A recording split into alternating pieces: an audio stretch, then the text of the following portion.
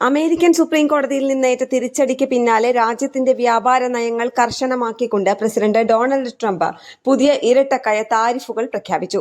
ചൈനയും ഇന്ത്യയും ഉൾപ്പെടെയുള്ള പ്രധാന വ്യാപാര പങ്കാളികളായ 60 രാജ്യങ്ങളിൽ നിന്നുള്ള ഇറക്കുമതിക്കാണ് US പുതിയ തീരുവ ഏർപ്പെടുത്തിയിരിക്കുന്നത്.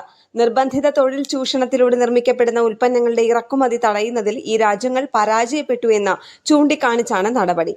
ഇതുവഴി അമേരിക്കയുടെ ആകെ ഇറക്കുമതിയുടെ 99% പുതിയ നികുതിയുടെ പരിധിയിൽ വരും. തടവുകാരെ കൊണ്ടോ മറ്റ് നിർബന്ധിത സാഹചര്യങ്ങളിലോ ജോലി ചെയ്യിപ്പിച്ച് ഉൽപ്പാദിപ്പിക്കുന്ന വസ്തുക്കളുടെ നിരോധനം അമേരിക്ക നൂറ്റാണ്ടുകളായി കർശനമായി നടപ്പിലാക്കുന്നുണ്ടെന്നും ഇനി ഞങ്ങളുടെ വ്യാപാര പങ്കാളികളും അതേ പാത പിന്തുടരേണ്ട സമയം അതിക്രമിച്ചിരിക്കുന്നുവെന്നും US വ്യാപാര പ്രതിനിധി ജാമിസൺ ഗ്രീർ വ്യക്തമാക്കി. മനുഷ്യാവകാശ ലംഘനങ്ങൾ തടയുന്നതിനും വിപണിയിലെ അനാരോഗ്യകരമായ മത്സരങ്ങൾ ഒഴിവാക്കുന്നതിനുമാണ് ഈ നടപടിയെന്നും ജാമിസൺ കൂട്ടിച്ചേർത്തു. കഴിഞ്ഞ ഫെബ്രുവരിയിൽ അടിയന്തരാധികാരങ്ങൾ ഉപയോഗിച്ച് ട്രംപ് നടപ്പാക്കിയ വ്യാപകമായ താരിഫുകൾ അമേരിക്കൻ സുപ്രീം കോടതി റദ്ദാക്കിയിരുന്നു. ഇതിനെ തുടർന്ന് താരിഫുകൾ താൽക്കാലികമായി പുനഃസ്ഥാപിക്കാൻ ട്രംപ് 10% ആഗോള നികുതി കൊണ്ടുവന്നിരുന്നുവെങ്കിലും അതിന്റെ കാലാവധി വെള്ളിയാഴ്ച പുലർച്ചെയോടെ അവസാനിച്ചു. ഈ സാഹചര്യത്തിലാണ് നിയമപരമായ സുരക്ഷിതത്വം മുൻനിർത്തി ട്രംപ് 1974 വ്യാപാര നിയമത്തിലെ സെക്ഷൻ 301 പ്രകാരമുള്ള കൂടുതൽ ശക്തമായ താരിഫുകളിലേക്ക് കടന്നിരിക്കുന്നത്. ഇറക്കുമതി തീരുവകൾ ചുമത്താൻ പ്രസിഡന്റിന് വ്യാപകമായ അധികാരം നൽകുന്നതാണ് സെക്ഷൻ 301.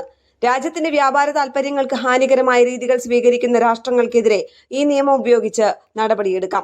തൊഴിൽ ചൂഷണം തടയുന്നതിൽ വീഴ്ച വരുത്തിയ രാജ്യങ്ങൾക്ക് 10% മുതൽ 12.5% വരെയാണ് പുതിയ തീരുവ ചുമത്തിയിരിക്കുന്നത്. ഇതിൽ ഇന്ത്യ ഉൾപ്പെടെയുള്ള രാജ്യങ്ങൾക്ക് 10% കുറഞ്ഞ നികുതിയാണ് ബാധകമാക്കിയിട്ടുള്ളത്.